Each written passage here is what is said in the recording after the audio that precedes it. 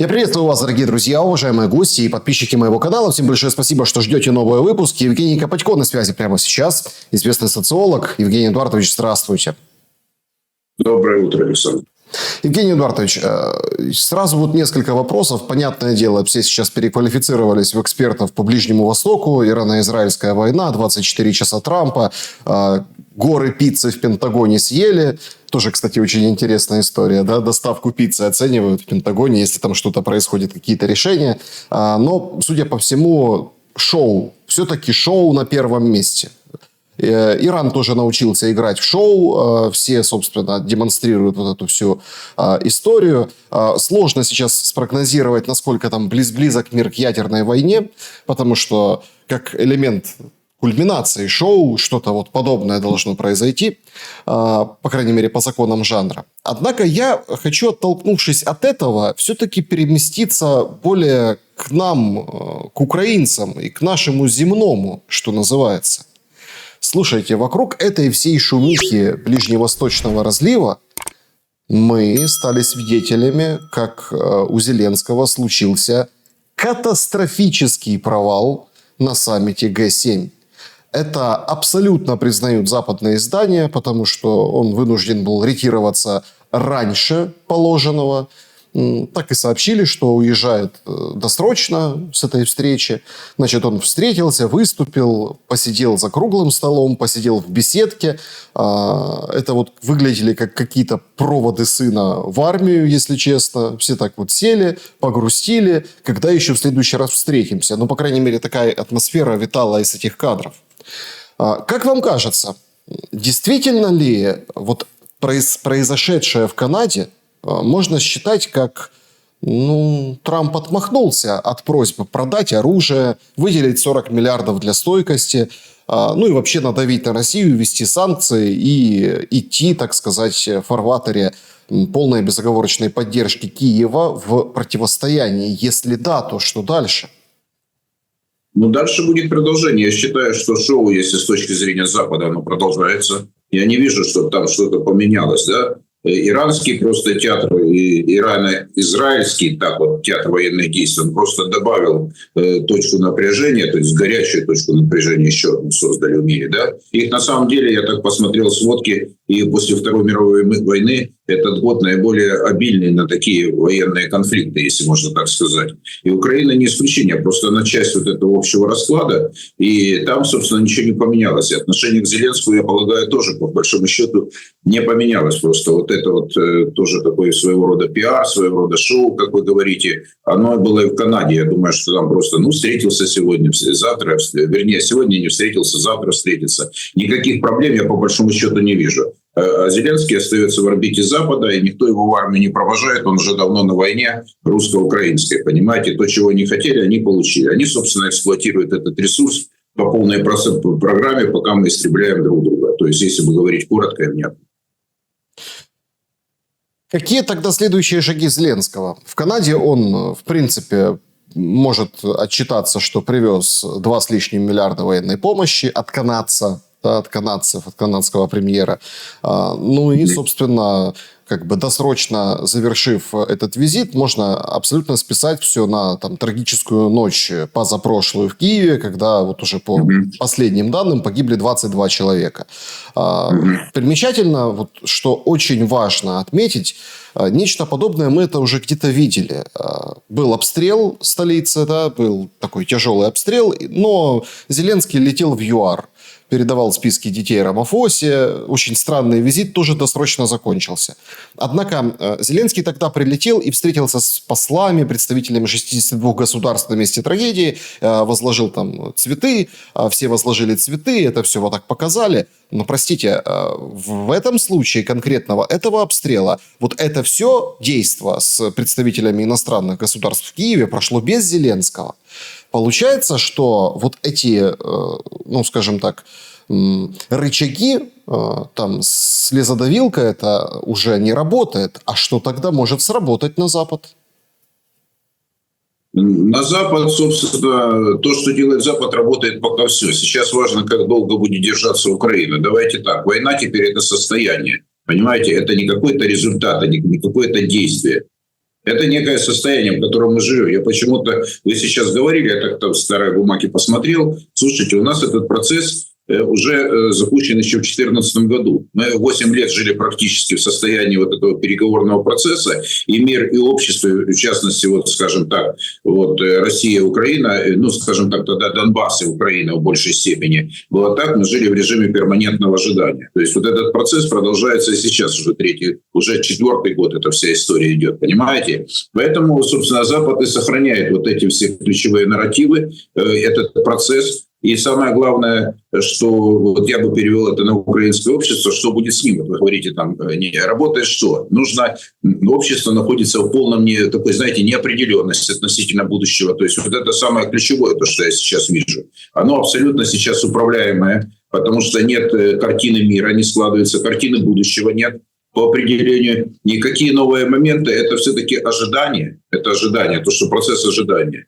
И я думаю, что вот это сейчас ключевое, с чем сейчас работает и с обществом украинским, и с украинской политической элитой. То есть держать в режиме перманентного, постоянного ожидания и неопределенности. Вот эти, наверное, 2 слова «ожидание» и «неопределенность» я бы обозначил вот в той теме, которую вы сегодня мне обозначили. Вот я уже с социологической точки зрения смотрю на это дело, вот как вы говорите, я тут что-то навеяли, вот эти события, которые были. Мы в этом процессе находимся давно, мы в нем живем. То есть, понимаете, казалось бы, нормальный человек уже, там, ну сколько там, месяц-два, там, произошло событие, правильно? Там что-то случилось, наступили какие-то последствия и так далее. А мы в ожидании чего-то чего-то. Хотя процесс идет, процесс разложения государства продолжается. Он продолжается прежде всего изнутри. Хотим мы этого или нет, но это есть. И причем и власть сейчас держится только за счет силы. То есть другого варианта сейчас нет. Сейчас нет каких-то, страх, естественно, сила и страх. Это то, что сейчас управляет украинским обществом. Ну и неопределенность, естественно, потому что она невольно людей, те, которые еще находятся под контролем, а их там, немало еще, но это не большинство уже украинского общества, которое находится под, скажем, под влиянием украинской власти в том или ином виде. Просто вот так вот я бы это обозначил. Это очень интересная мысль. Если большинство не под контролем, а под контролем меньшинство, то тогда давайте рассмотрим сценарий. Потому что в любом случае, когда большинство, собственно, может объединиться и выступить против власти, то начнутся самые такие интересные события, да, то есть противостояние, перевороты, свержения и так далее. Я имею в виду исторически интересные. Интересного там мало что, потому что в любом случае... это. Мы уже пережили 1, 2 Майдан, уже жизнь же ничего не научила Украину, понимаете? Вот и все. То есть то, что для кого-то является... Это называется насильственная незаконная смена власти. Вот и все. То есть Украина к этому привыкла. То есть десакрализация власти случилась первый раз в 2004 году. И что мы хотели? Какого другого варианта? То есть правильные или неправильные перевороты бывают, правильные или неправильные революции, называйте как хотите. Они в конечном счете ведут к тому, что власть размывается. Хотите вы этого или нет. И большинство сейчас, и меньшинство, Александр, я вам скажу так.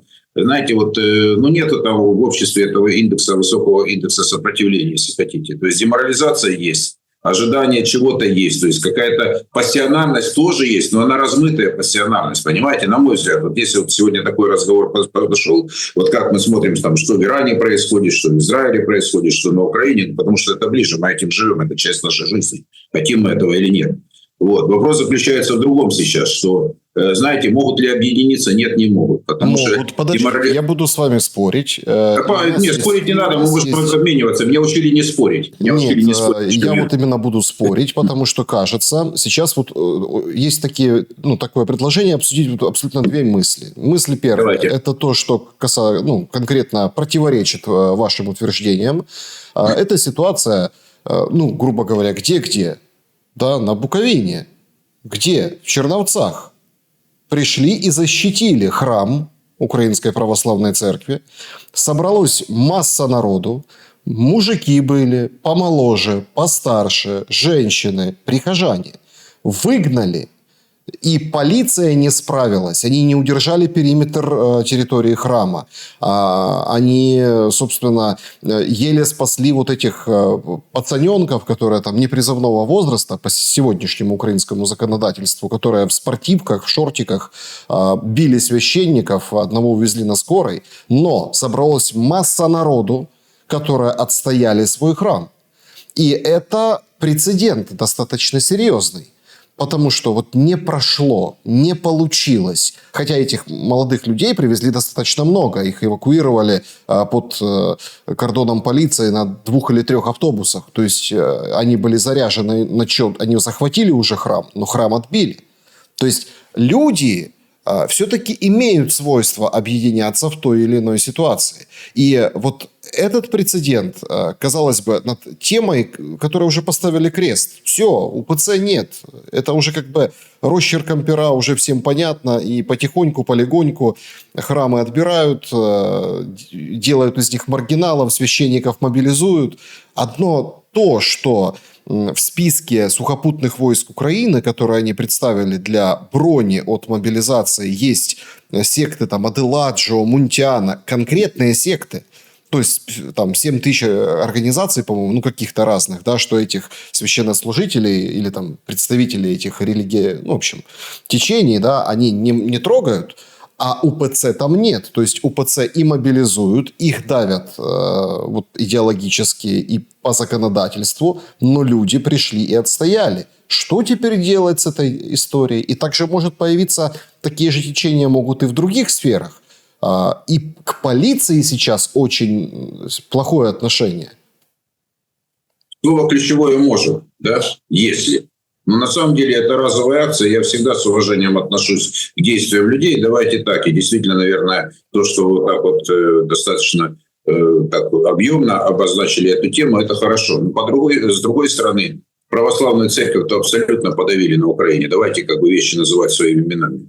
Почему мы даже в вопросах сейчас, понимаете, если несколько лет назад себя считали представителями православной церкви, тем более, вы знаете, там начиналось с того московский патриархат, там, потом украинский, потом филаретовские дела. Я просто делал достаточно много исследований в свое время относительно церковной проблематики, скажем так, раскола в православном мире, вот так вот я вам скажу. Сейчас просто процесс подавления и отсутствие сопротивления есть. Черновецкая область, давайте так, она пограничная, там своя история, там своя жизнь идет, и по большому счету это как раз может быть с другой стороны посмотреть на эту тему. Там, в конце концов, 1150 имеют румынские паспорта, давайте так.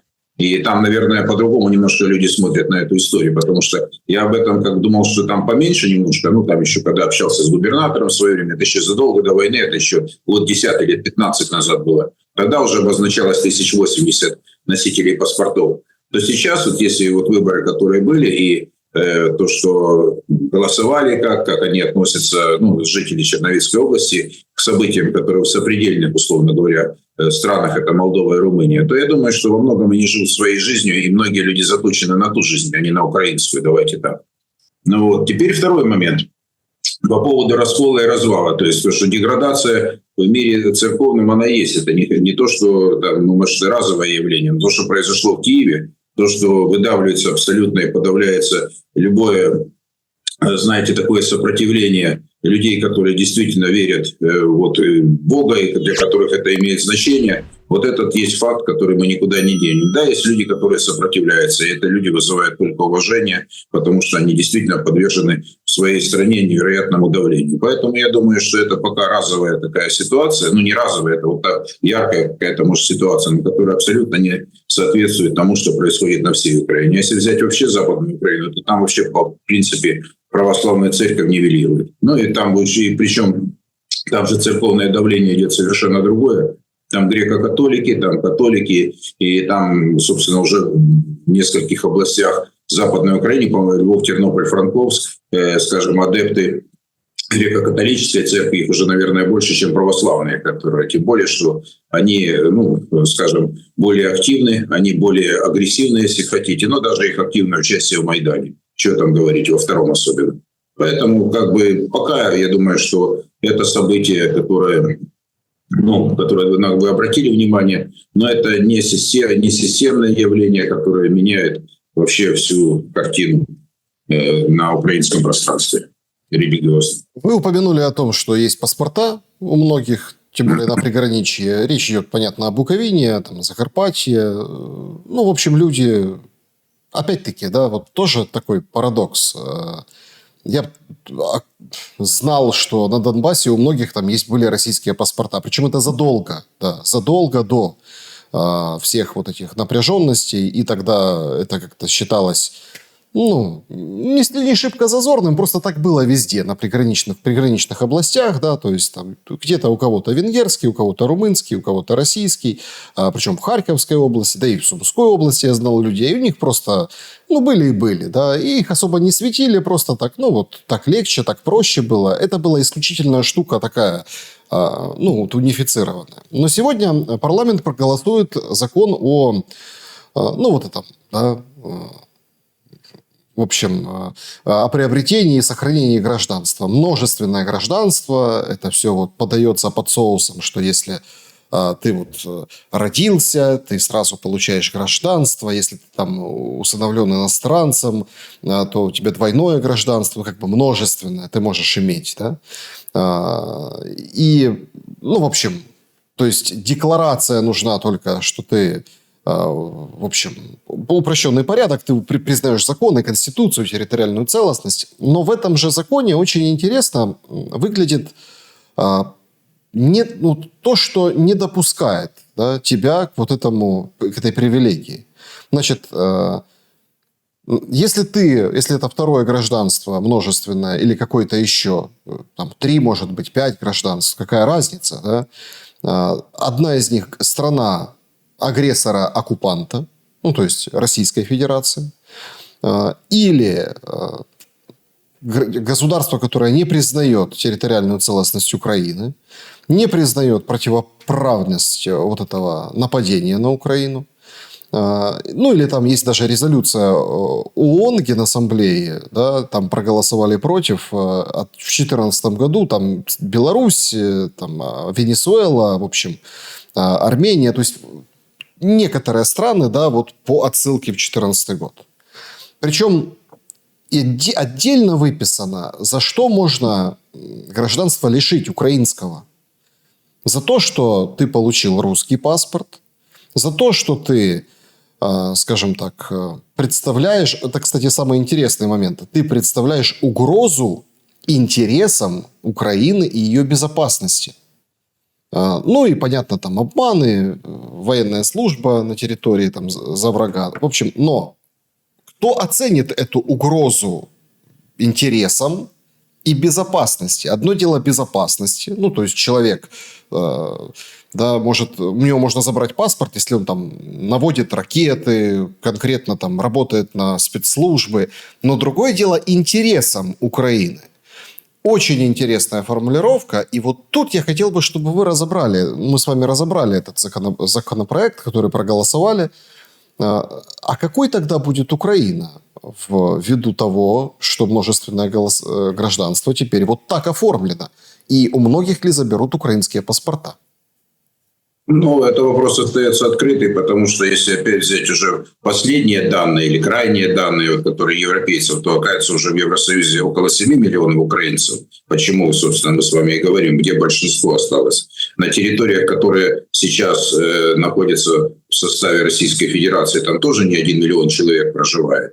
И вопрос, касающийся того, да, плюс внутренние мигранты, которые тоже поражены в правах в силу ряда причин, которые тоже не могут, статус может подвиснуть в этом случае, потому что там и вопросы прописки, очевидно, есть. Но я не буду вдаваться в детали, я просто скажу такую вещь. Я не знаю, Александр, как будет, потому что, очевидно, власти эти вопросы не волнуют. Почему-то никогда не волновало, вы спрашивали российские паспорта, но их действительно было на востоке Украины, мы же оттуда с вами. То есть это не было, во-первых, массовым явлением, это раз, даже в Крыму, если взять Крым, потому что там, в общем-то, привязка к России была больше. Это, извините, до 1954 года была частью Российской Федерации, так, на минуточку. А все остальное это уже как-то люди решали, просто пока не мешали людям жить, пока русских не считали на Украине национальным меньшинством, а так оно было до второго Майдана. Понимаете? То есть вещи надо называть тоже своими именами. И люди живут на своей земле, а не на оккупированной. Понимаете, какая история? Для них это своя земля.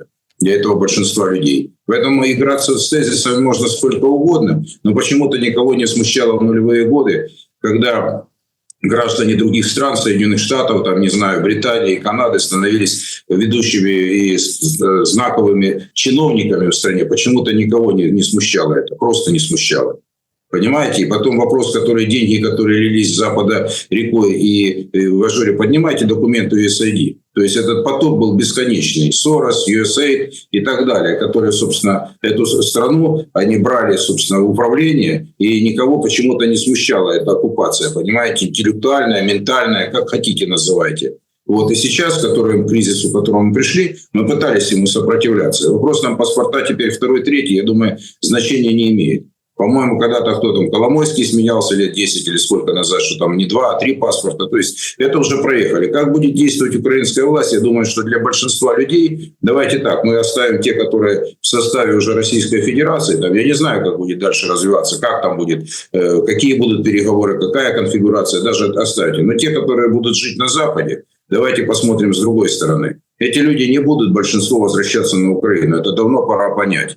Они будут адаптироваться и жить там, потому что у них есть там перспектива жизни. Мы не зря начали наш разговор с вами о том, что будут отказываться от украинских паспортов. И это будут делать, поляки уже экспериментировали по поводу там силы там самообороны местной, там украинцев брать. То есть они будут дальше адаптировать украинцев в свою среду. Ну, возьмем пример конкретной соседней Польши, да? Для которых есть... Да, кстати, а как там с территориальными претензиями? А как заявление австрийского канцлера по поводу города Лемберг? Вот, собственно, по переписи, по-моему, 898 года в Австро-Венгрии, то украинцы там были меньшинством населения. Большинство были поляки, вторая этническая группа были евреи. А православные, там, по-моему, называлось русские, там не русские, а русские, или православные, как их было там меньшинство. В городе Лемберг еще в конце 19 века. Это просто для понимания, что было. Там была другая жизнь. И я думаю, что вот это поднимать сейчас историческую память, вернее, вот так вот какие-то ее фрагменты, то это как бы интересно посмотреть. Но я считаю, что по большому счету любые действия украинской власти, они как раз будут вести на дальнейший раскол и размыв украинского общества. Ни к чему, к мобилизации, консолидации не придет. Украина прошла свой пик консолидации, просто это пора понять уже. Потому что вот этот конструкт, который был выстроен Западом, мы же должны тоже эти вещи называть. Вот антирусский проект состоялся, антироссийский. Вот он действует. И вот, как вы правильно сказали в начале нашей беседы, там Зеленский, то есть пока его не отпускают, пока он является драйвером этого всего процесса. И пока, я не знаю, какая судьба там будет все. Вопрос Верховной Рады и вопрос украинских граждан, которых там лишат или не лишат украинского гражданства. Я думаю, что для многих этот вопрос будет индифферентен. И, кстати, если так пойдет, я не знаю, какие решения будут. Скорее всего, я думаю, что это дальше усилит центробежные движения внутри Украины самой, понимаете? Те, которые находятся за пределами, у многих же есть родственники, или у некоторых. Кто-то пытаться будет их перевести там обратно там, на Запад или какими-то путями в Россию. Понимаете, это же другая вообще будет история. То есть это никак не отмобилизует украинское общество. Оно и так находится в перманентном кризисе и связано с тем, что, во-первых, там отсутствует всяческая политическая жизнь. Там конфликт внутри. Там, вы об этом тоже не единожды говорили в своих материалах, когда общаетесь с другими людьми относительно ТЦК, относительно раскола между бедными и богатыми, между теми, кто может уехать или не может уехать, то есть которые сторонники, противники власти. Что, понимаете, противников власти значительно больше, чем на самом деле мы можем себе представить. Просто вот если ко мне обращаются как к социологу, да, вот, допустим, хорошо, посмотрели там отношения к Трампу на Украине, там опубликовали недавно, там, но это еще вопросы какие рабочие. А вопросы, которые касаются чувствительных вопросов внутренней жизни, по большому счету, я думаю, что социология как инструмент вряд ли сможет вам дать объективную картину. Она даст ее с очень большими усечениями, как бы там ни старались социологи работать сейчас. Вот, но уровень достижимости результата крайне низкий. Это в силу того, что люди в принципе закрыты. И поэтому просто мы можем моделировать ситуацию следующим образом. На сегодняшний день украинское общество, вот этот кризис будет продолжаться. И вот эти действия там, по гражданству особенно, они добавят нервозности и неопределенности. Это никак не будет цементировать украинское общество. Оно будет его и дальше размывать. Вот если вот так вот попытаться сформулировать.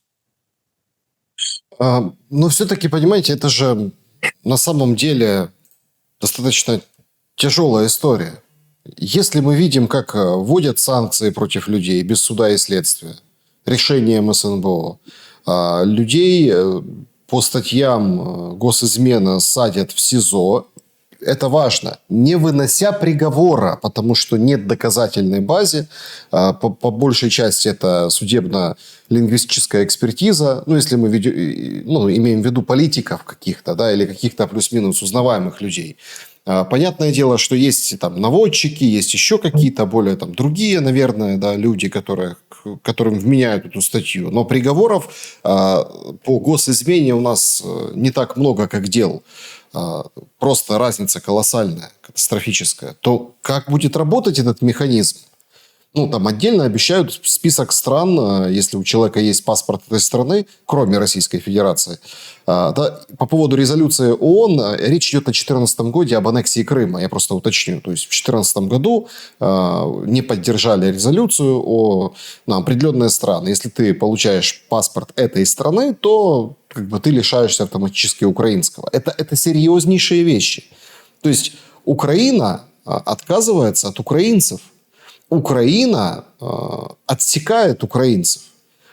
Пойди докажи, что ты российский паспорт на оккупированной территории получил по принуждению, а не по воле сердца. Ведь, получая российский паспорт, это проверенная, кстати, информация, на оккупированных территориях там заставляют читать присягу. Ну, то, что заставляют. Процедура такая. То есть ты должен прийти, получить паспорт. То есть любой человек, не просто ему там в подъезде или в ЖЭКе выдали новую корочку, а это прям процедура, и он идет по этой процедуре.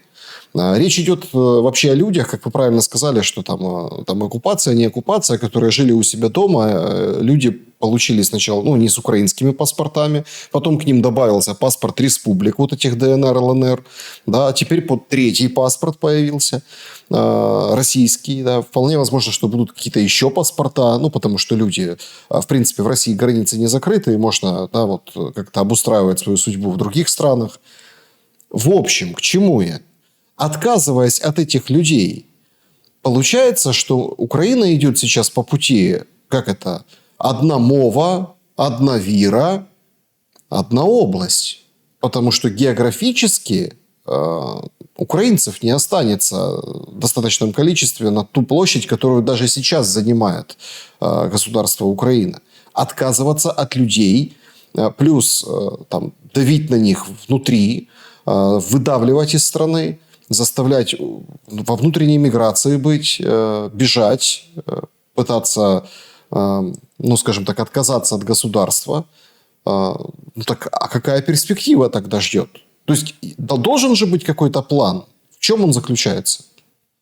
План, вы привели пример Крыма. Давайте так, после каких слов скажем, слово «оккупация» для Крыма будет неактуальным для Украины? После слов Корчинского 1994 года Крым будет или украинским, или безлюдным. Какую вы реакцию хотите, Александр? После этого можно называть Крым оккупированным, когда за 2 года подавляющее большинство граждан Крыма и, кстати, население, часть переехали мигранты с южных областей и из Донбасса, когда начались боевые действия, так называемое АТО, или Херсонская, Николаевская область, которые приехали в Крым. Они же не на Украину приехали из Украины. Это первый момент. Второе. Миграционных процессов из Крыма что-то на Украину я не увидел. Интересная получилась история. И за 2 года или больше получили достаточно организованно, все практически граждане Крыма получили за несколько лет, скажем так, российские паспорта.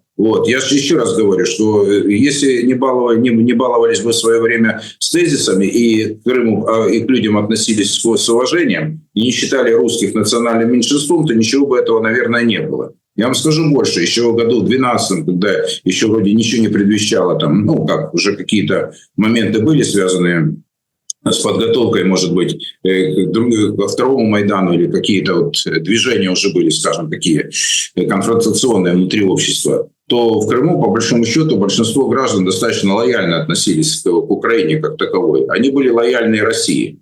То есть, в принципе, попытались внутри Украины отменить Россию, отменили. То есть, еще раз говорю, пока внутри украинского общества, где большинство граждан, это и где русско-украинские браки не считались межэтническими, посчитать было сложно. Когда по переписи 1989 года, если мне память не изменяет, большинство людей проживало, собственно, в Крыму, это были русские люди, да, по паспорту, по менталитету и по языку. Юго-Восток — это тоже русский. А чего вы хотите? Какая оккупация от кого или от чего? То есть поэтому по Крыму, я же говорю, когда вот говорили, вот я же на конференциях много участвовал, мы как-то пытались найти какой-то диалог, но просто понимать, что большинство подавляющих людей сказали нет, они не согласились с решениями, которые произошли в Киеве 22 февраля 2014 года. Вот и все. И если это не принять, диалога не получится, потому что эти действия были направлены против тех людей. И, кстати, то общество, с которым сейчас, о котором говорят, оно проявило категорическую, если так, абсолютную солидарность тогда.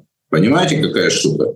То есть можно сколько угодно говорить о России, но без общества, которое бы не поддержало эти движения, то можно было бы очень сложно говорить. С другой стороны, сейчас по поводу, опять-таки, паспортов, я думаю, что людей будет больше, скажем, интересовать выживание и жизненная перспектива. Если, еще раз говорю, в Крыму население не уменьшилось после то, что вы говорите, то, что русские, как вы говорите, оккупировали, то это сложно назвать оккупацией. Подождите, это не я говорю, это говорит закон, который сегодня... Послушайте, мы сейчас с вами говорим как люди. Если мы хотим говорить с людьми, если должен быть какой-то диалог внутри, Александр. Смотрите, мы сейчас говорим о решении, которое повлияет на сотни тысяч, если не миллионы людей. Оно уже повлияло, это решение. Мы отменили часть людей, мы лишили их. Да. С другой стороны, эти действия, вы задали вопрос, я полагаю, что, мое частное мнение, что это не приведет к консолидации украинского общества. Я, наверное, соглашусь с вашим тезисом относительно того, Александр, что, давайте так, что, безусловно, там это будет все сужаться, как шагреневая кожа, да?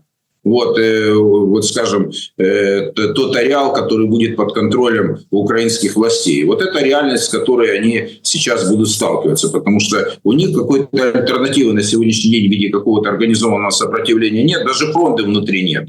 Понимаете, какая штука?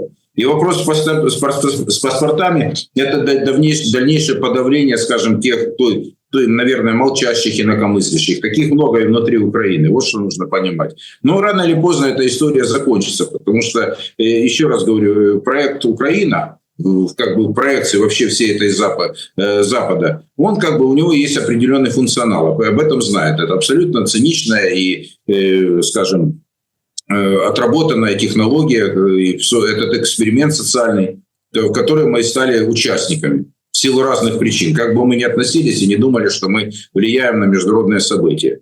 Мы этим внутренним конфликтом создали предпосылки для внешнего управления в стране. Вот, собственно, его и получили. И украинцы, кстати, от этого не отказались. В смысле, согласились с этой позицией еще даже после второго Майдана. Когда большинство граждан, по данным тех же опросов, когда еще так более-менее можно было чувствительные вопросы задавать, считали, что страна находится под внешним управлением. Какие вопросы хотели? Вот то и получили. Поэтому сейчас, я думаю, вы подняли важный вопрос. Скажем, его последствия будут как? Когда будут распространяться на граждан, вы увидите реакцию. Прежде всего в Европе, вы увидите реакцию в России. Это как раз может и подтолкнуть, стимулировать людей и дальше уходить в сторону от Украины. Потому что, доверие к властям, оно, сами говорите, оно минимально. В начале разговора мы говорили о полицейских в Черновицкой области. Понимаете, они там все друзья-родственники. Область маленькая, они в малых городах, они все друг друга знают. Это очень сложно потом выстраивать отношения. Это опять-таки будет тот же внутренний конфликт внутри общества. И они будут пытаться выжить на своей земле. И киевские решения для многих, может быть, станут в силу определенных причин неактуальны. Потому что, в конце концов, если поляки там ведут определенную работу с украинцами, они ассимилируют, адаптируют их в своей среде. Потому что сколько? Поляки назвали 2,7% польского ВВП дали украинцы по факту, да? Вот вам ответ на вопрос. Кто же будет от такого ресурса отказываться? Они такими категориями мыслят, и для них это важно, потому что у них сейчас, скажем, намечается очень серьезный демографический спад. Я просто периодически смотрю польские источники, мне вообще польская история очень интересна. И именно то, что поляки пишут, какие исследования не проводят. У них вопросы очень серьезные. Но опять-таки, если, кстати, хороший вопрос, еще по паспортам. Как ни парадоксально, карту поляка имеет там сотни тысяч украинцев, да? А с 22 года получили, по-моему, 33 или 28 тысяч, ну, порядка 30 тысяч, если память не изменяет, но, думаю, порядок не изменится там. Вот, польских паспортов граждане Украины. Там, ведь, по-моему, там же не только граждане Украины. То есть поляки очень трудно идут и очень так сложно отдают польское гражданство. Ну, то есть это, причем 22 год, а до 22 года польское гражданство получали значительно меньшее число людей. И как будет дальше? Если у тебя нет там какого-то родства, даже если оно есть, там обязательно нужно сдать экзамен по польскому языку, причем такой уровень достаточно приличный. Там есть куча условий, поэтому... Так я об этом и говорю вам, Александр. Паспорта поляки не раздают. Если карты побуту или карты поляка, пожалуйста. Но нет, они очень как бы...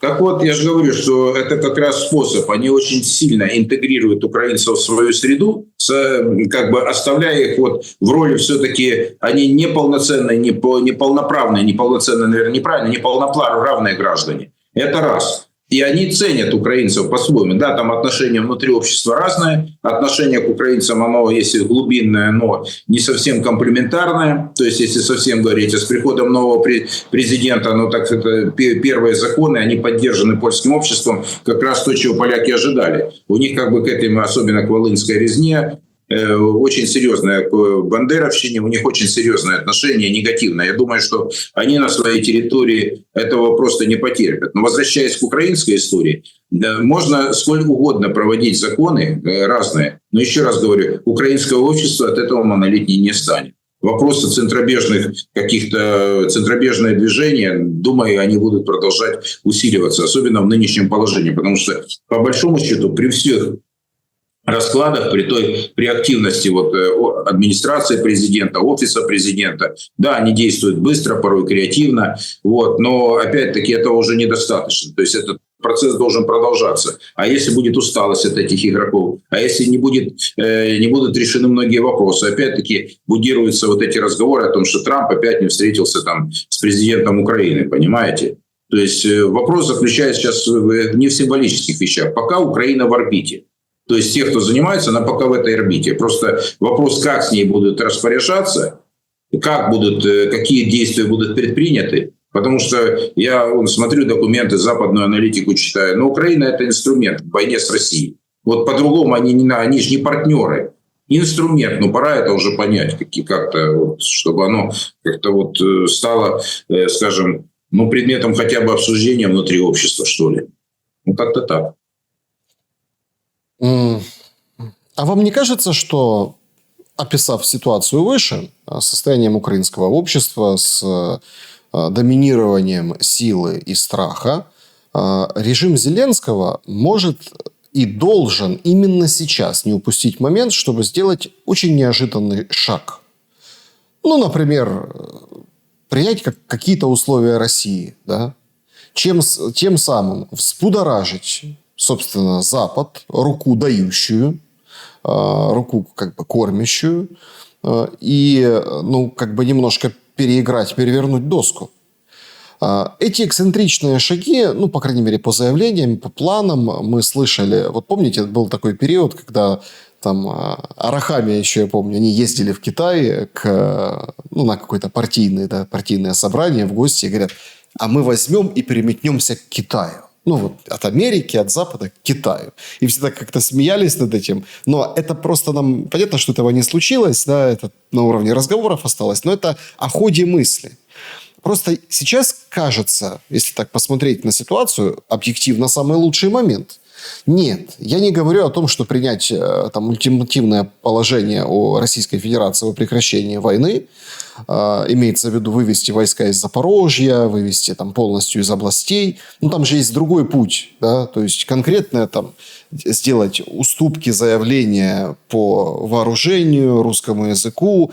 И, в принципе, там есть возможность, обговорив ряд пунктов, сохранить действующую линию фронта, но взяв какие-то обязательства на будущее. В общем, сыграть в какой-то такой полуминск-3. Да, в этой связи. Для западных товарищей, которые помогают Зеленскому в этой войне, это, наверное, будет холодный душ. И все быстренько встрепенутся и немножко отвлекутся от Ирана и Израиля и снова привлекут внимание свое, там, да, нацелят на Зеленского и его положение дел. Почему я так ставлю вопрос? Да потому что не работают механизмы с человеческими жертвами после обстрелов. Не работает уже вот эта схема, да, когда Зеленский знает, что будет удар, выезжает со страны на какой-то визит, потом эти все удары почему-то Россия наносит перед важнейшими какими-то, да, ну, там, собраниями мировыми. То есть вот эта цепочка уже не работает. Нужно что-то другое, креативное придумать. Может ли Зеленский сыграть не в ту же самую игру, там, агрессор-жертва, террористы убивают, стреляют по мирным людям, ну, там, россияне, да, поэтому дайте денег, оружие, ПВО, а сыграть в политическую комбинацию?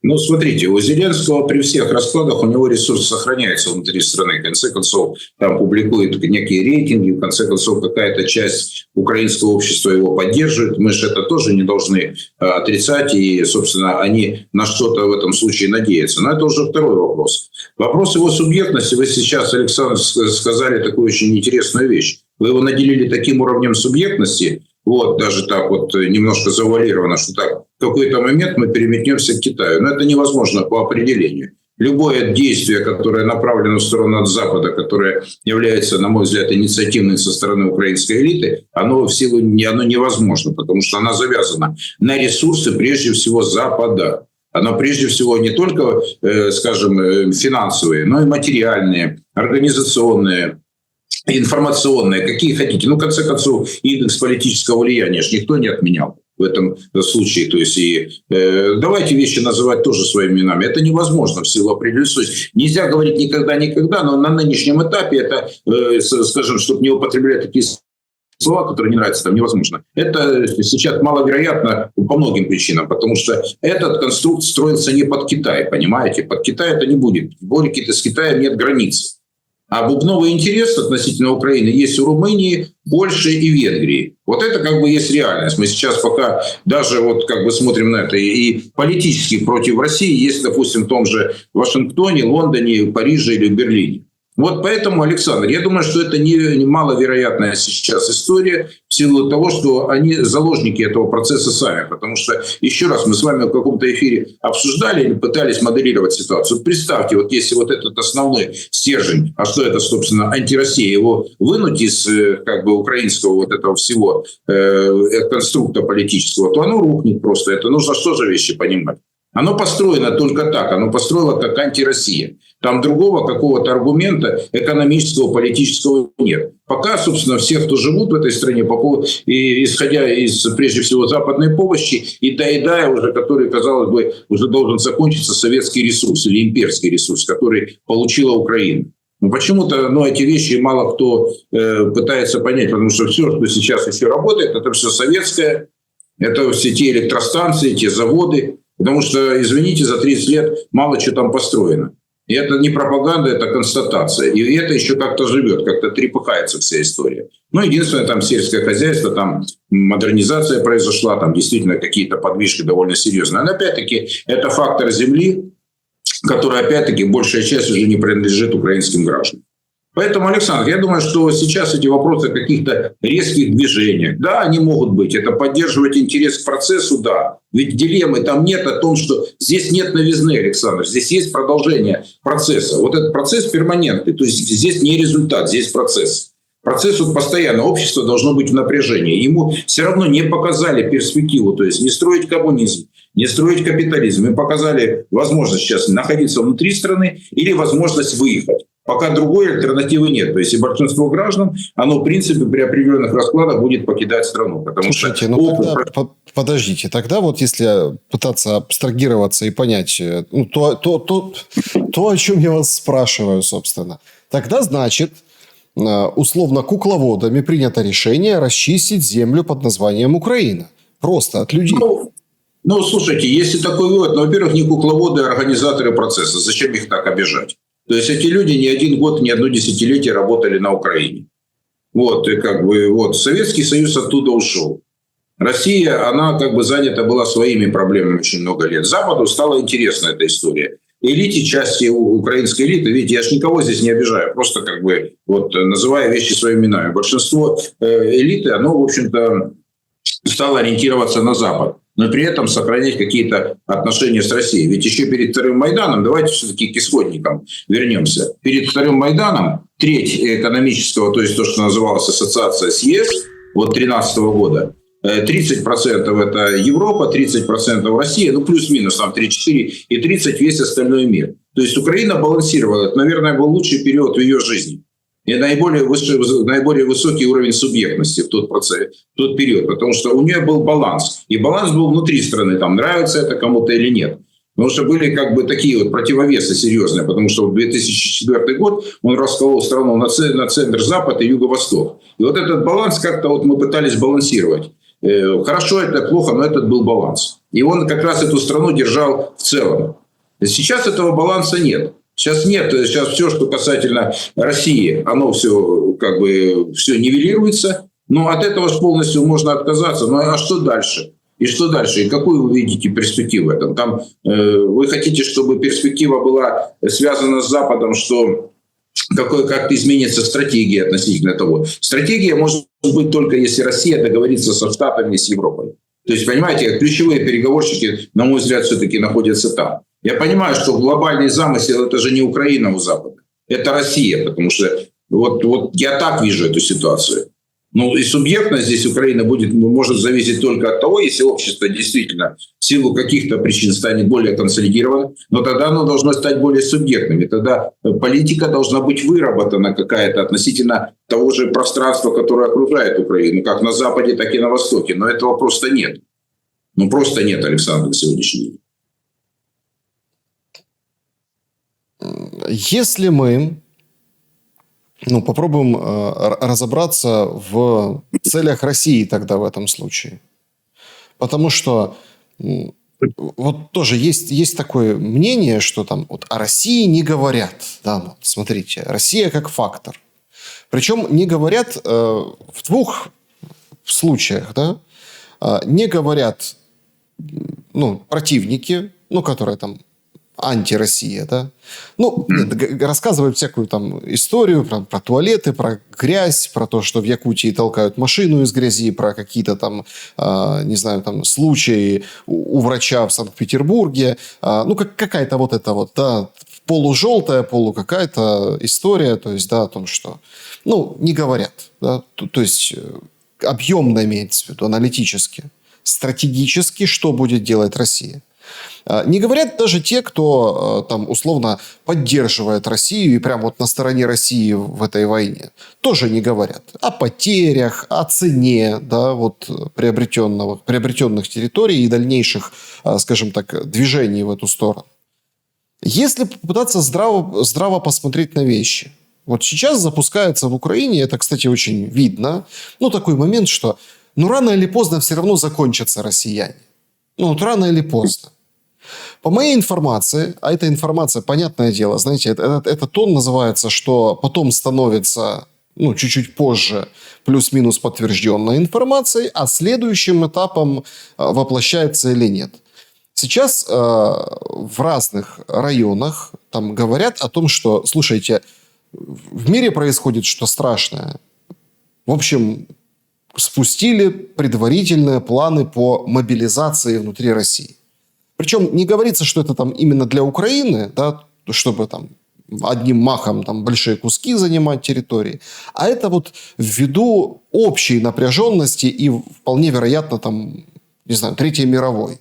Условно, США нападет на Иран, Иран будет отвечать, там без одного детонатора ядерная бомба, начнется ядерная война, тут Китай гоняет самолеты в Иран, поддерживает Россия тоже с Ираном и с Китаем, и начнется вот чуть ли там, да, вот эта вот большая история. Поэтому мобилизации внутри России не избежать, и есть уже какие-то такие полуслухи, полуправда, что отведена какая-то вот, причем такая шокирующая, там большая цифра для мобилизации внутри России. С стратегически это просчитывается в каком разрезе. Причем, заметьте, я не беру сейчас вот эти Сувалки, да, ну вот эти там пробитие коридора там, на Калининград, или там войну в Балтийском море, нападение на Прибалтику.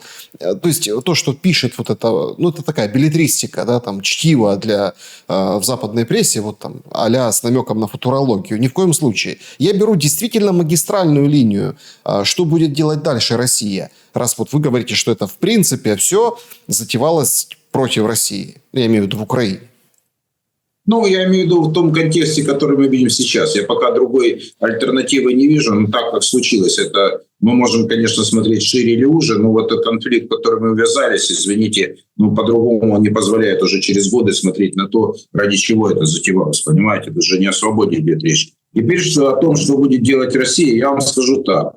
Я не знаю, откровенно говоря, какие шаги. Я полагаю, что операция, наверное, стоит, я же говорю с людьми с разных сторон, там, да, вот еще участвую в каких-то там работе каких-то экспертных таких групп, скажем так.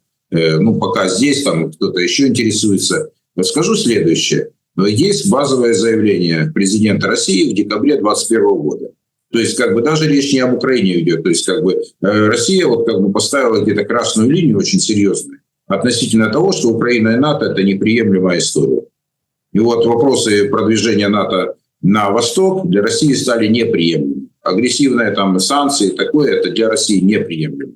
Я думаю, пока она действует в этом ключе, я понимаю, что в мире многое может меняться. И для России в том числе. Там движения идут, скажем, и в Средней Азии какие-то там, как-то Средняя Азия больше живет уже автономной жизнью, туда и влияние Турции, и Китая, естественно, и там Запад каким-то образом пытается участвовать. А те вещи, которые вы называли, там, как описывают Россию, ну, слушайте, в этом белом шуме там, или желтом шуме, как вы желтой прессы, можно, конечно, искать какие-то интересные нарративы, но это, скорее всего, просто, знаете, такой элемент информационной войны против России, который не отражает суть и реальность происходящих процессов и событий. Потому что картина для нас, для всех не очень лучезарная с точки зрения вовлеченности в этот конфликт и для России, и для Украины. Понимаете, я все-таки рассматриваю это пространство как единое. Для меня все-таки, я историк по образованию, и меня учили в свое время, и, скажем, история моей семьи, она связана с этим пространством, Украина, Россия.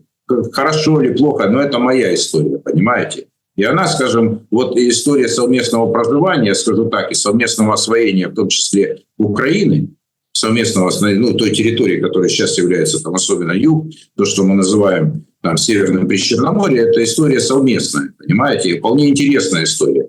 И вполне такая, знаете, объединяющая. Последние 30 лет, то есть как бы если делать акцент на это, да, можно строить, но рано или поздно это тоже перестанет работать внутри украинского общества. Мистификация, мифологизация вот этих всех процессов о том, что, скажем, Украина там, скажем, все создала и все сделала, то это не факт.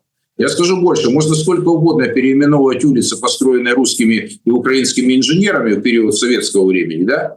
Можно сколько угодно сносить памятники людям, которые имели для страны и для украинцев, и для русских одинаково позитивное значение. Можно сколько угодно, но эти люди не создали ничего. Можно переименовать все, что угодно. Но от этого не появятся ни фабрики, ни заводы, построенные при Украине. Понимаете, какая? Ну, просто совсем, если посмотреть просто на эту историю. Можно сколько угодно обменять и говорить, что там есть какие-то там вещи. Ведь, понимаете, доверие, чего нет сейчас в украинском обществе, доверие к тем политикам. Эти политики, которые находятся у власти, вы процитируете того же Петра Алексеевича Порошенко. Он был членом коммунистической партии, там, основатель партийных проектов. То есть, когда люди на протяжении, я еще раз говорю, я никого не обвиняю, но жизнь поменялась так, что люди в процессе своей политической карьеры меняют на 180 градусов, я не знаю, насколько там.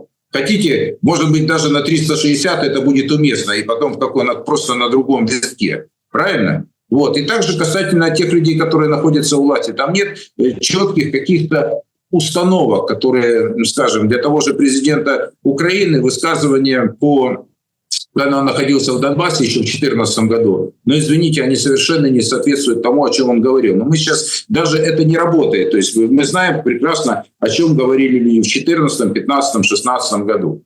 И доверия к этой информации и мало. И людям, которые меняют постоянно свою позицию, да, можно перейти от комплементарности к неприязни. Но это долго работать не будет, Александр.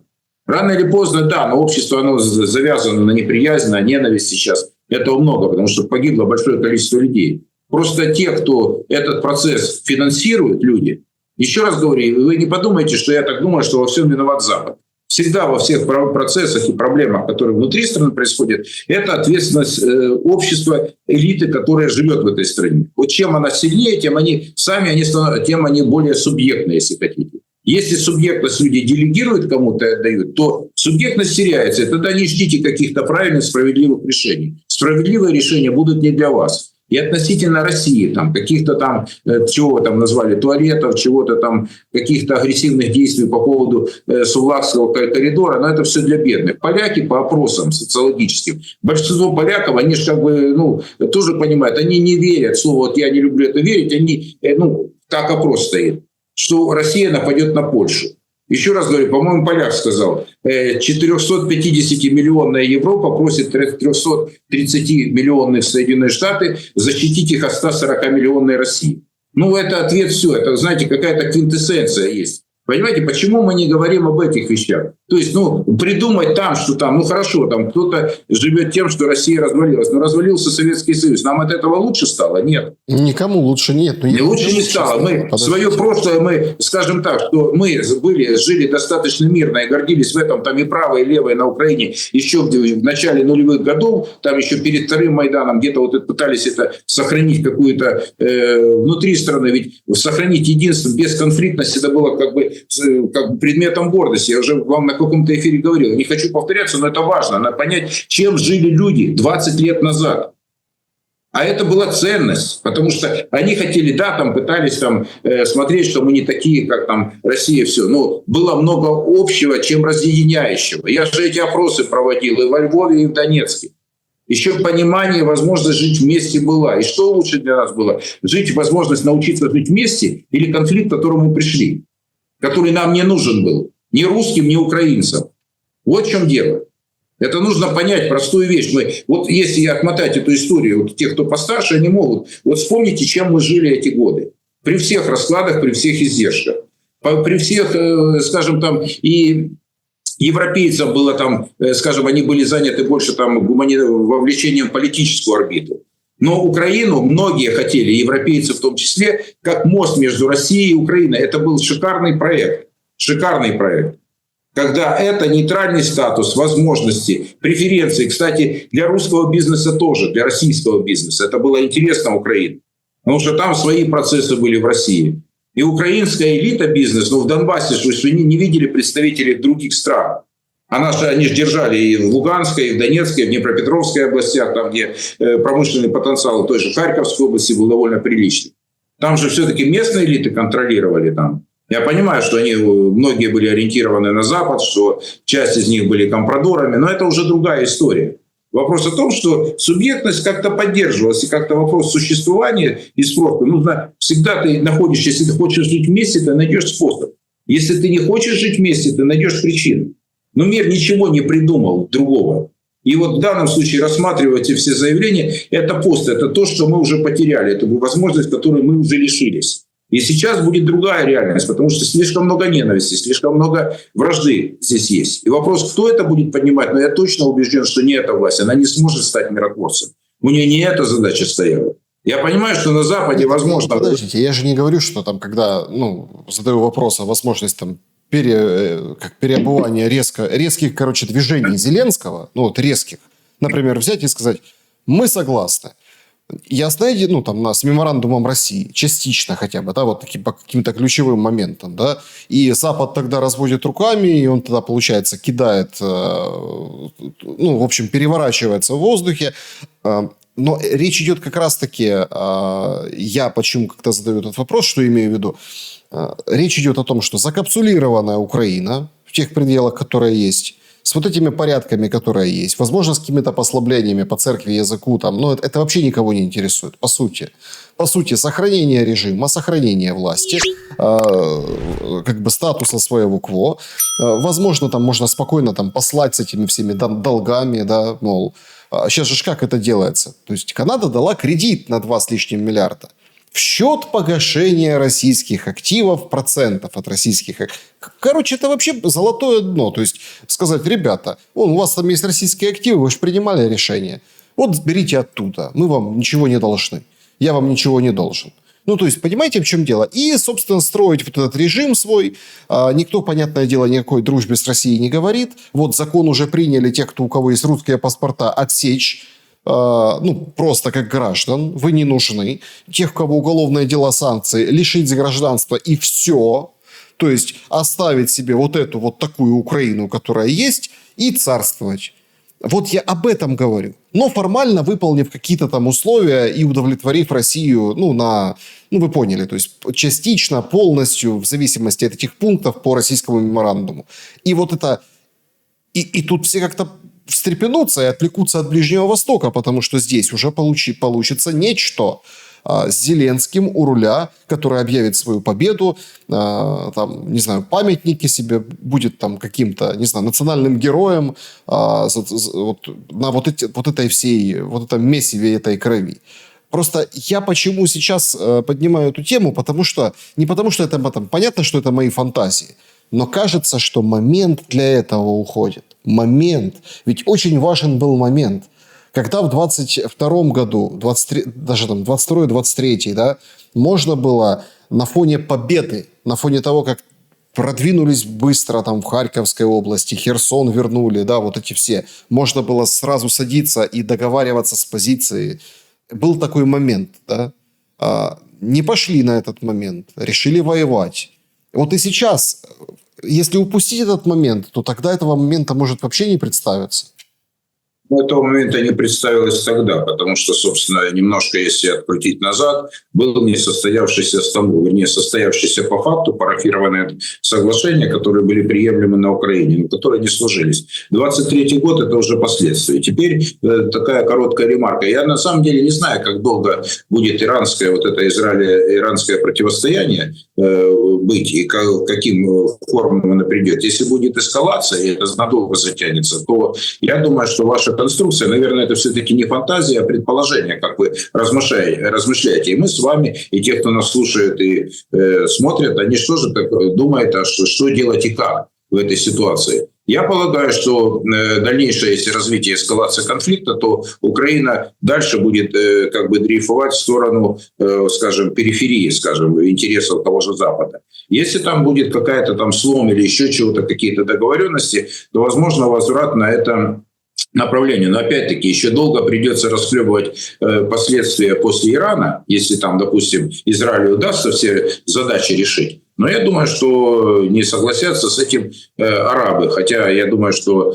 шиитов, их там 10% от населения, сунниты не очень любят. Но это их разборки. Я просто почему, вы там пару раз уже упомянули Иран, мы действительно не будем там пытаться быть специалистами по этим вопросам, но мы понимаем, что последствия, которые будут усиливать, более серьезными, они влияют напрямую на процессы на Украине. Опять-таки, есть та же несостоявшаяся встреча с Трампом. Я здесь не ищу особой символики, я здесь ищу просто процесс, приоритетов. Просто давайте так, чтобы там тоже фантазии не строить. То есть у них действительно реальная серьезная задача, и они пытаются ее решить, потому что большинство американского общества, кстати, большинство американского общества против силового давления на Трампа. И у Трампа при всех раскладах, что у него там очень непростая ситуация внутри страны, он должен учитывать фактор. Он еще опирается на общественное мнение. Понимаете, хотите вы этого или нет? И его нужно понимать, риски, которые промежуточных выборах будут в следующем году. То есть и вот эти все расклады,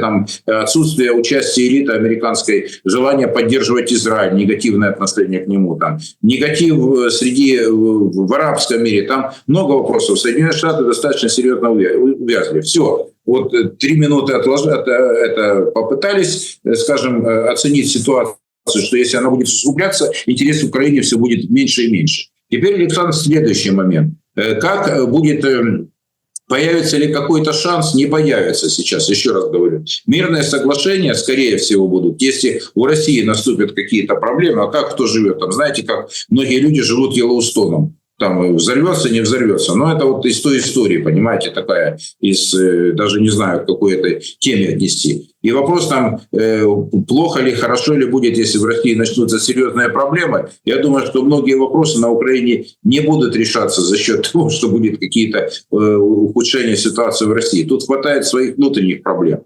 Еще раз говорю, для Зеленского сейчас остаться национальным лидером очень сложно. Он все-таки президент, он зашел как президент мира. Это был запрос на мир, извините. Тогда была совершенно в 2019 году другая ситуация. И не зря вот этот разрыв 75 на 25 между Зеленским и Порошенко, он как раз об этом говорил. И не потому, что тот же Порошенко был президентом войны, да? В конце концов, сейчас его за что? За связи с Россией, да? Его там пытаются в том числе его наказать. Правда ведь? Да? Ну вот, поэтому, Александр, это же такие вот вещи, которые в определенных моментах иногда так и удивляют. Но мы сейчас не об этом. Вот сейчас вот если разложить на Украине ситуацию, то какие ожидания? Ожидания, что произойдет где-то. Понимаете? Произойдет в России, произойдет в Иране, произойдет в Америке. Но это будет иметь прямое последствие для того, что будут ли давать деньги Украине. Не будут давать сейчас в это время, правильно? Не дадут ракеты сейчас в силу определенных причин. Это потому что объективная причина. Мы сейчас с вами там не занимаемся там пропагандой, мы с вами анализируем ситуацию. Следующий момент, на который можно, наверное, обратить внимание. А будет ли финансовая поддержка, скажем, безвозмездная? Нет, вы правильно сказали, 2,5 миллиарда – это в счет кредита. Опять-таки вопрос дефолта Украины уже на повестке стоит, правильно ведь? Ну вот и все. Поэтому сейчас речь идет о том, какие еще будут для Украины сложности, которые будут испытывать на прочность нынешнюю украинскую власть. Проблем там более чем достаточно, прежде всего внутри. И созданными самой украинской властью. Подчеркиваю, есть внешние какие-то факторы, безусловно, есть ситуация на фронте, но есть вопросы, которые украинская власть не может решить сейчас в силу определенных причин. Она договориться не с кем. Вопрос подавления, да, он пока идет, но бесконечно подавлять свое общество нельзя. Рано или поздно вот здесь что-то может сломаться. И опять-таки, это вопрос может касаться военных. Мы с вами затронули тему, но ушли от нее там. Второй, третий Майдан, я думаю, скорее нет, чем да, не потому что в Майдане в самом деле. Просто уже другое общество. Когда общество было достаточно, полярно, там и были силы серьезные с той и с другой стороны, можно было какой-то вот эти сдержки противовес. Их сейчас нет. Сейчас вопрос будет стоять, либо Зеленский остается у власти, либо он уходит от власти. Вопрос трансформации, да, периодически вот такие вбросы идут. Там в средствах массовой информации западные. Но я думаю, что все меньше и меньше, учитывая уровень оценки, отношения и характера высказываний тех же британцев, американцев лично, персонально, они как раз свидетельствуют о том, что с партнерами так не разговаривают. Я уже об этом говорил. Просто я констатирую то, как люди с союзниками так не разговаривают. И вопросы его судьбы... Просто да. тут тогда просто опять к выводу приходишь, что если... то предположение мое, это тоже, подвергается, справедливо, я не спорю, справедливой критике. Получается, что это начало конца. Слушайте, для нас, для Украины точка невозврата, я не называю там конец или что-то такое, понимаете, это для нас точка невозврата, как для страны случилось в феврале 2014 года, для Украины. Все. Вот это была точка невозврата, это можно сказать, да, вот таком. А потом это все дальше, этот процесс усугублялся. Мы и дальше разрушали общество. Нравится кому-то, нет, но этот процесс произошел. И вот сейчас один из базовых моментов, который есть, сейчас еще подвергнется, я скажу так, переосмыслению сам вообще этот процесс Майдана. Я же говорю, я не знаю, почему это не произошло, Александр. Меня удивляет, когда раскрыли полностью все, что делал USAID, да? Получается, этот процесс полностью оплачивался, финансировался, интеллектуально, информационно, человеческим ресурсом был полностью обеспечен. Они вот вам показали, как это работало в денежном эквиваленте. Числовом это по годам. Какие еще нужны аргументы, что для чего нужен был этот проект? Что еще нужно показать, какие данные еще должны случиться, что должно произойти, чтобы понимать, что это был процесс, который направлен был, и ресурсы другой страны, влияние другой страны. политические лидеры, ну, скажем, или лидеры мнений той страны, которые действовали. Для чего это делалось? Ну, тогда, наверное, если мы это возьмем во внимание, этот факт, что вот эти деньги потрачены на это привело к таким-то последствиям. Мы сейчас в этих последствиях, извините, живем. И дальше пока инерция, вот, да, они отменили USAID, да, они закрыли его. Сейчас, очевидно, будет какая-то переформатировка. Вопрос заключается, кто будет давать ресурсы на дальнейшее продолжение либо конфликта, либо замораживания. Замораживание на тех условиях, о которых вы, Александр, говорите, что по нынешней линии фронта не исключено, что будет. Ведь, в конце концов, в России тоже нет единой позиции относительно того, так, есть позиция президента, в отношении переговоров, на какие компромиссы можно пойти. Потому что эти переговоры идут с Америкой. Понимаете? Потому что Соединенные Штаты дистанцировались от Европы в какой-то степени. Но это не значит, что война и финансирование ее прекратилось. Просто другие люди стали больше заниматься. Что хотел, чего хотел Трамп? Это, Он хотел больше, чтобы больше... Это очень, очень важная мысль, что заморозка тоже стоит денег. Конечно. Это потому что важно. Последствия жить в мире, вы же понимаете, ведь это я украинские источники смотрю, пишут украинские, вот те, кто у вас выступает, люди говорят, слушайте, а что будет с теми, кто вернется с фронта? Что будет с теми, что будет в этом случае, если откроют границы? Как мы вернемся к политическому процессу? Александр, вы абсолютно правильно не подсказываете, это у нас диалог идет, у нас нет спора с вами. Мы просто обозначаем аргументы, которые, на наш взгляд, имеют некую ценность. И некое для понимания ситуации. Ведь много людей, которые соображают, понимают, как это, какие-то процессы, каждый, ну, как эти процессы работают. Каждый в своем, скажем, в своей области, в своей профессиональной компетенции. Вот это как бы очень важная история. Конечно, мир это тоже будет огромных денег стоить, Александр. Вы абсолютно правы. Да. И это очень важный момент, но об этом, конечно, поговорим отдельно. Евгений Кабачко был моим собеседником сегодня. Благодарю за время и мысли. Спасибо. Друзья, берегите себя, добра и света. Увидимся.